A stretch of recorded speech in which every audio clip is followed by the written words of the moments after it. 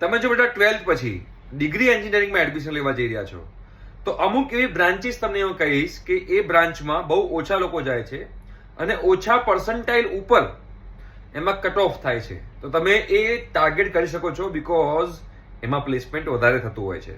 Right. તમારે બેટા આખી free of cost admission procedure 12th પછીની અમારી સાથે તમારે ઇન્ફોર્મેશન જોઈતી હોય તો સ્ક્રીન ઉપર એક નંબર આવે છે, એ નંબર પર તમારે વોટ્સએપ મેસેજ કરવાનો છે તો અમારી ટીમ તમને લોકોને વોટ્સએપ ગ્રુપમાં એડ કરી દેશે. પહેલા બેટા વાત કરીશું એલડી કોલેજમાં આઈસી બ્રાન્ચ છે, ઇન્સ્ટ્રુમેન્ટેશન એન્ડ કંટ્રોલ એન્જિનિયરિંગ. એની અંદર પણ પ્લેસમેન્ટ સારા છે પણ બહુ ઓછા લોકો એની અંદર જાય છે, એના કારણે એનું કટ ઓફ નીચું આવે છે.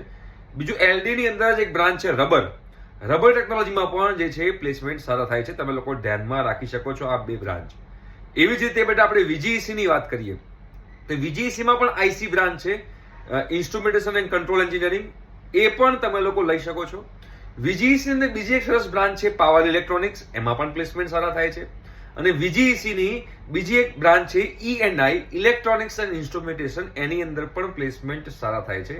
અને ઇવન ડીડીયુમાં અને નિરમાની અંદર પણ આઈસી બ્રાન્ચ છે. તો જો તમારા પર્સન્ટાઇલ ઓછા હોય અને તમારે કોમ્પ્યુટર આઈટીમાં ના જવું હોય તો તમે એક આ બ્રાન્ચ જે છે તમે એની પર ફોકસ કરી શકો છો બીકોઝ એમાં પ્લેસમેન્ટ થવાના ચાન્સીસ છે. ઠીક છે. Thank you so much.